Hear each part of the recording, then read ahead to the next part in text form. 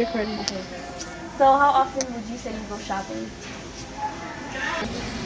It makes me feel sad, absolutely. I mean, there should be some way that we can help each other out and be somewhat on equal plane with each other. Do you give it to charity at all? I do. $3.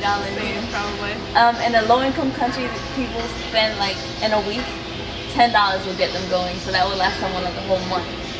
How do you feel about that? It'd be nice if I could do that. Well, I mean, they starve and they don't really have too much to offer.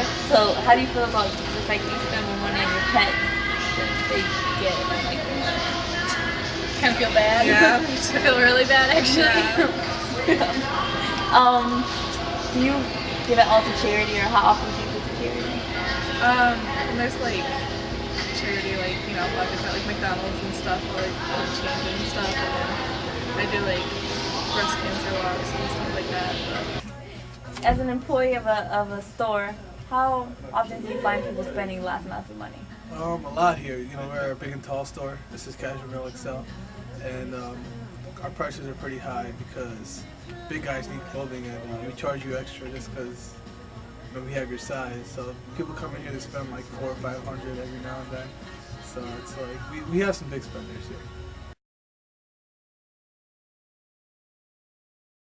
Good morning, everyone. I just wanted to welcome you and thank you for coming here to the Feed the Hungry Foundation. We're here with Ted, Connie, Wendy, Ken, and Spike. I just want to welcome you, and the purpose of us being here today is to convince the higher income nations to give money to the lower income nations. Now, although America has a very, very high poverty rate, or so it seems to us, when you look at the global spectrum, as you see in this chart that we've compiled, America has just a fraction of what other countries such as Guatemala, who has a poverty rate of a shocking 56.2%. And so we just wanted to compare and for you to all see that there's such a gap between these countries and other countries, even European countries such as Spain. So we came here today so that we could convince America to give some of their money so that they could donate it to help the hungry in other countries. Now over here, in addition to our global poverty rate, we've also compiled the data from 1975 to 2006 of the poverty rate in America. Now, although it seems that the scale is up high, this has all been below 5.2% as the poverty rate.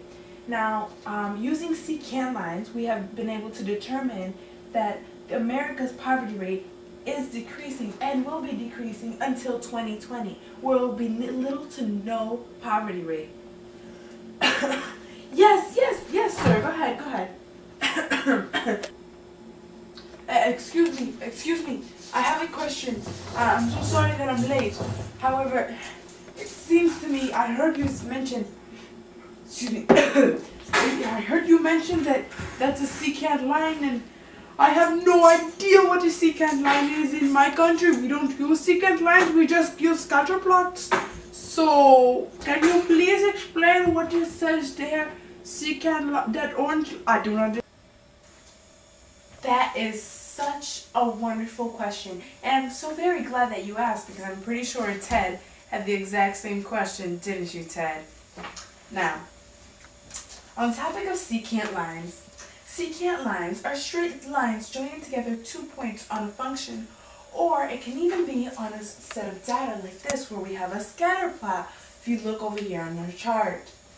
Now, this is the same thing as average rate of change for this whole entire data. Now, the first step in finding a secant line is to take 2 points from your data over here on your chart. Now, what we decided to do was to take 1981 and 14 0.4, and 2006 and 12 3/10. And we decided to use those points because they're 25 years apart, and that would give us simpler numbers to work with. Now, the next step in finding a secant line is to do change of y's over change of x's. Now, Ted, I know you weren't a math whiz, so I'll explain it. Okay. Now, change of y's over change of x's is when you subtract the y's from the x's, and you put them, the y should be the numerator and the x's should be the denominator. Now if you follow these steps, you should derive at, if you use this data, at 1 7/10 divided by -20. Now again, the number that you should arrive at, if you use this data, should be 1 7/10 divided by -25. Now this should be your rise over run, your rate of change, or your slope. You can use either terminology. The third step is that you plug in one of the points that you calculated from here into the linear equation and substitute in your slope, which is the number that we arrived at here. Now, a linear equation is in the format of y is equal to mx plus b, where m is your slope. Now, what we did was we substituted in the x and the y. Here's our y, and here's our x. Now, our x is 6 because we're counting the numbers years after 1975. Because if you look over at the chart, our place of beginning was 1975. Now, what we do after that is that we multiply it out so that we can find the variable b. Now, what we do is, if you multiply -1 7/10 divided by 25, multiplied by 6, you should arrive at -408 thousandths plus b, and it's going to equal the same thing that you arrived at here, so that we can find the value for b. Now, if we add this number to both sides to 14 0/10, you should arrive at b is equal to 14 408 thousandths.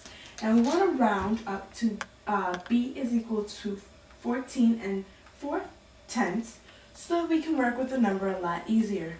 Now what we're going to do is, now we found the equation, we found all the variables for the secant line. So you use the equation to predict future data. So y is equal to -1 7/10 divided by 25x plus 14 4/10 is the equation for our secant line. Now over here on our chart, this is that exact equation being modeled. And if you look back at where our equation is, you see that the number is negative, meaning that our linear equation is going to be declining, further proving our point that the poverty in America is declining and will continue to decline until 2010. So I really hope that answers your question for all of you, and I'm glad that I have a better understanding of what secant lines are. No, thank you, because now I understand secant lines, and I'll be able to go back to my country and explain to everyone this wonderful pre-calculus concept that I can use everywhere with all types of data: poverty, hunger, shopping, economy. Thank you for helping me with secant lines.